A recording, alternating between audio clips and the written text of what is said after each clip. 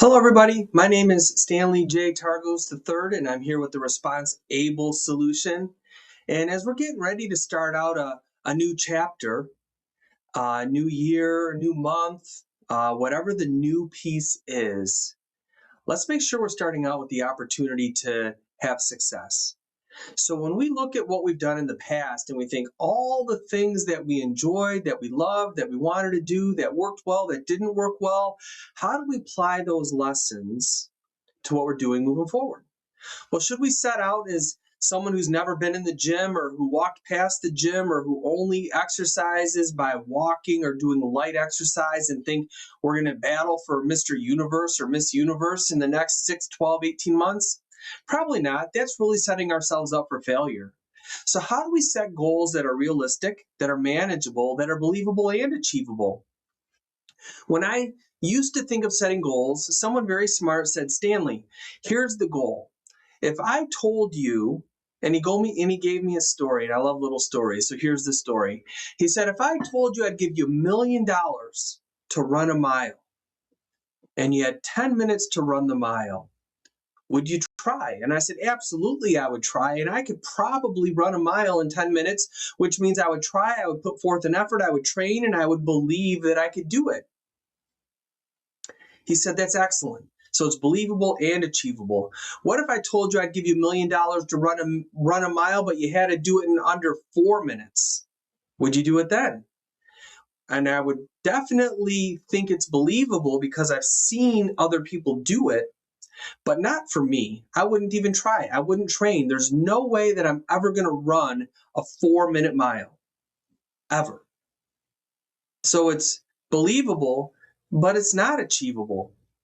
Now, if they said, Stanley, I will give you $10,000,000 to run a mile in under 3 minutes, I wouldn't even try. I wouldn't even entertain it. It's not believable or achievable. I'm not going to try. So as we're looking at what we're doing moving forward, as we're all getting ready to set goals for whatever the next chapter is, and it doesn't have to be at the beginning of the year, the end of the year, the beginning of the month, the end of the month. It's just at certain points we feel like we need to reset goals. And I'm at that season right now, getting ready to go on a silent retreat in a few weeks. And I love that opportunity to step back, turn my phone off, not bring a computer, just sit down with pen and paper, old school, and let God fill me with what he wants me to achieve. Now, that's a pretty powerful statement because what I don't want to do is impose my goals on God's plan for my life and waste my time. So I need to be in a spot where I can really let God speak to me, where I can hear what's there. And if you've never done that, or if that feels uncomfortable or weird or odd, give it a try. You might find that if you pray that God opens the path, the door, and the results that he expects you to have, you might not be as frustrated at trying to achieve something that he doesn't really want for you. Now, when I think about the goals and how we set it up so that it's believable and achievable, I need to put things in there that I can control, and I really need to give up the idea of outcomes to God.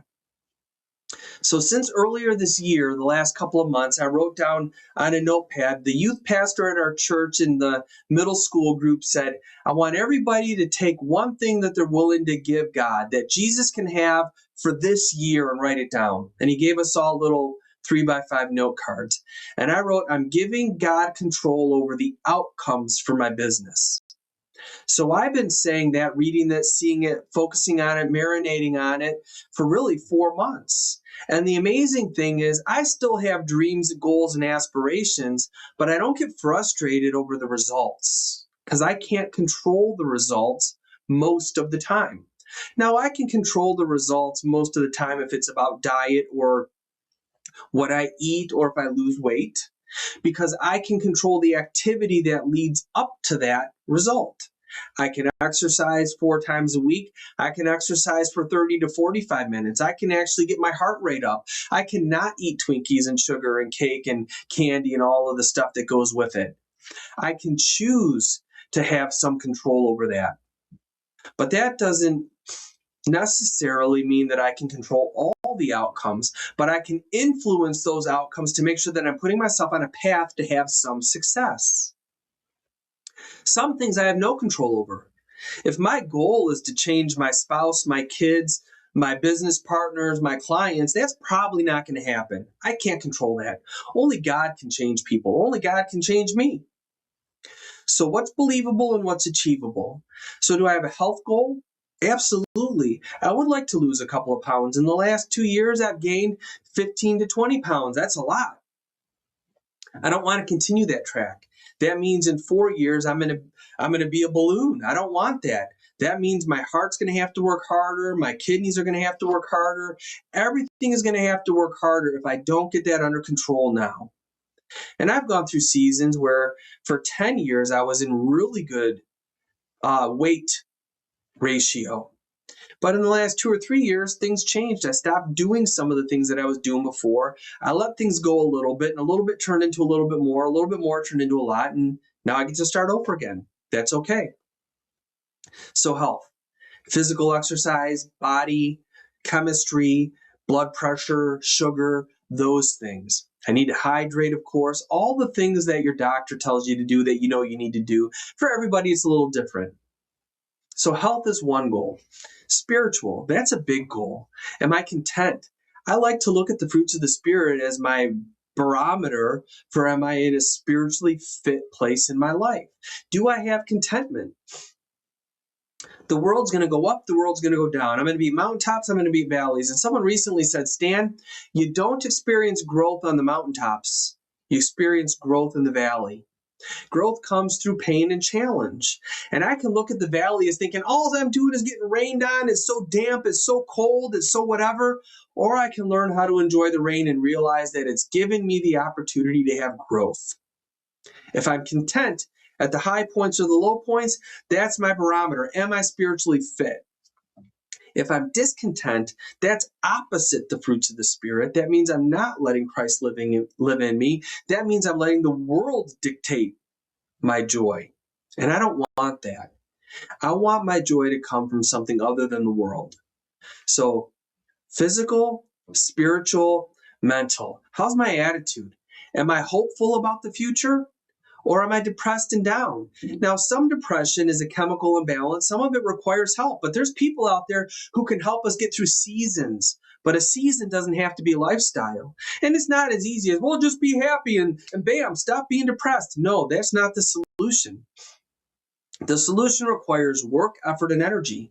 And it requires awareness. Am I aware that I'm not feeling good? Am I aware that I'm a little depressed? Am I aware that I'm down? What is it? Is it because I live in a state that has 60% cloud cover 80% of the time in the middle of winter?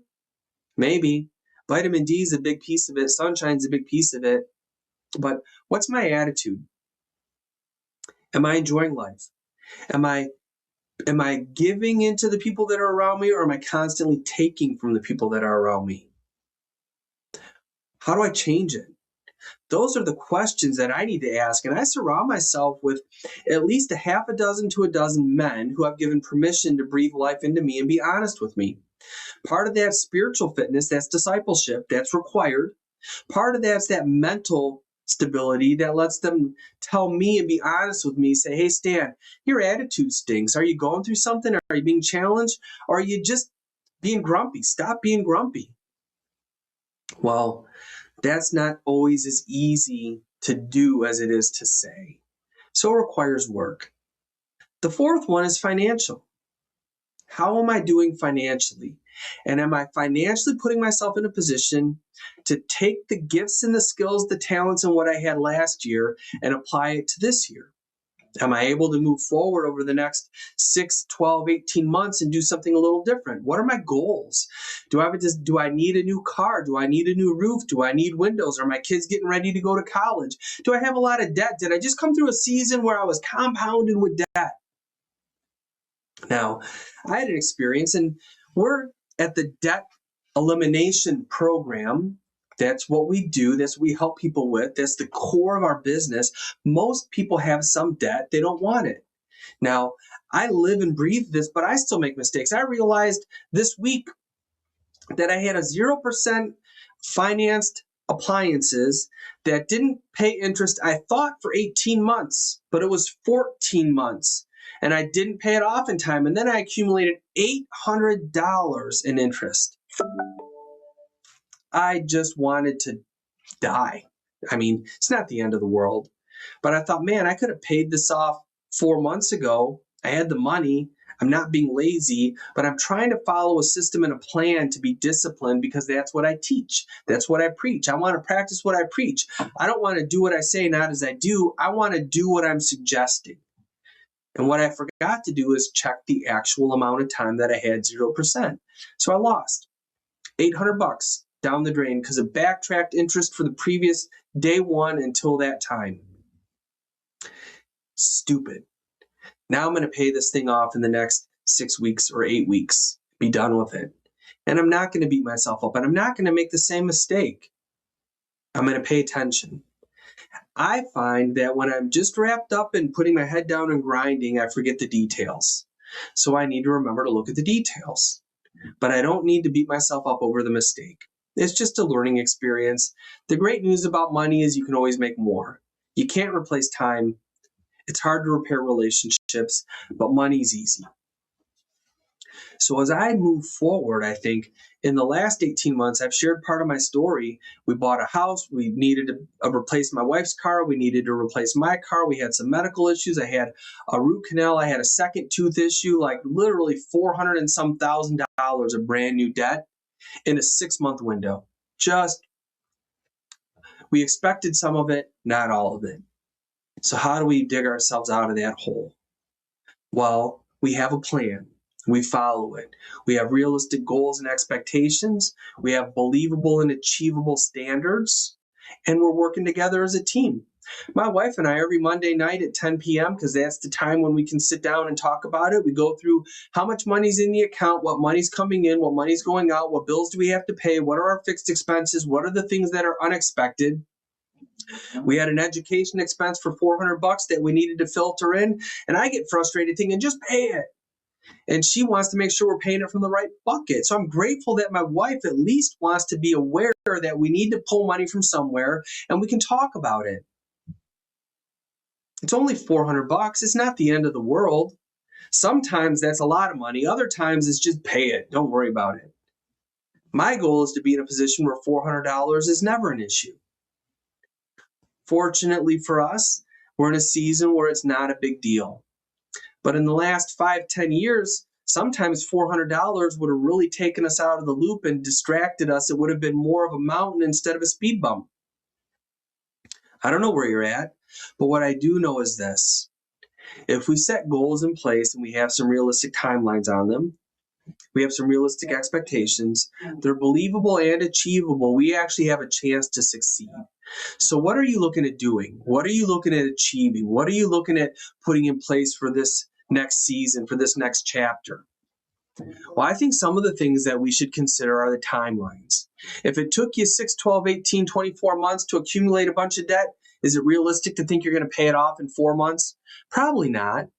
Probably take the time it took to create it and double it. That's a good starting point for most people. When we put together a game plan, we can take all of your debts aggregated, and we can eliminate everything, including your mortgage, in under 10 years. But we're dealing with cash flow management, not just debt reduction. You see, the talking heads, Dave, Rick, Susie, the rice and beans people want you to focus all your energy on paying off debt. Well, that sounds good. Until you need to eat, until the transmission goes, until you need tires, until your kids need braces, until you have an emergency, then you're compounding debt because you don't have savings, emergency fund, and built-in flexibility. So how do you have balance as you do it? How do you set it up so that it's believable, achievable, and manageable, so that you can still have fun and joy as you're eliminating that debt and as you're building your retirement? If you eliminate all of your debt with the expectation that you're going to be debt-free by the time you retire, but you never fund a retirement account, can you ever retire? No, because you don't have the savings in place to make it happen. So it requires balance. How do I balance today's joy and goals without sacrificing tomorrow's lifestyle? That's the key question. That's the goal. How am I responsible today by not taking away from tomorrow's responsibility? How am I responsible today without being irresponsible in the future? Versus how am I being responsible in the future without being irresponsible today? And oftentimes people put all their time and energy into the future, but they never enjoy today, which is why so many people retire, and 2 years and 2 months after they retire, they die. I don't want that for you, and I don't want that for me. God doesn't want that for you. I want you to enjoy the season with your wife, with your kids, with your family, with your friends, with your church, with your workers, employees, your coworkers, with your community, so that you can have that balance, so that you can have believable, achievable goals, so that you can have budget set up to take trips, to travel, to give back. There's so much joy in giving back and helping others. So as we think about what we want moving forward, is it believable? Is it achievable? What can we control? What's outside of our control? And how do we have good perspective? How do we balance all of those? Faith, family, fitness, finances, friends. Key one is forgiveness, all the F's. And we'll do a podcast on the F's a little bit later. When things get tough, F it, fix it. That's what the F stands for. Fix it. But can I fix it? Some things yes, some things no. That's a topic for a different day. Today we're just talking about how do we set good expectations so that we can have success and feel good about what we're doing without kidding ourselves, lying to ourselves, or being in the dark. We don't need to justify poor results. We need to let God have control of the results. We need to pray like it depends on God and work like it depends on us. And then be present, have joy and contentment, and really be the people that we're designed to be so that we can shine. How much better is life when we're happy and full of joy for the people around us and for ourselves? We're better husbands, we're better fathers, we're better friends, we're better co-workers, we're better spouses, we're better people.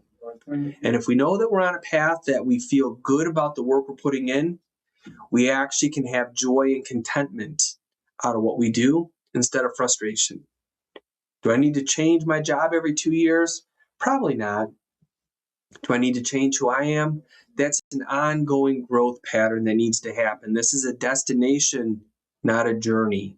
Life is a destination, not a journey. Or is life a journey? Life's actually a journey. The destination is where you go to, and by the time you get there, you're ready for something new. A journey is ongoing. So we need ongoing challenges, ongoing expectations, ongoing fulfillment. And this is how we set our goals, how we set our standards, and how we set our expectations helps determine how much we get out of that. So I hope you have a great day. I hope that you receive every blessing that God has planned for you and your family. And I hope that you receive true joy and fulfillment. God bless you.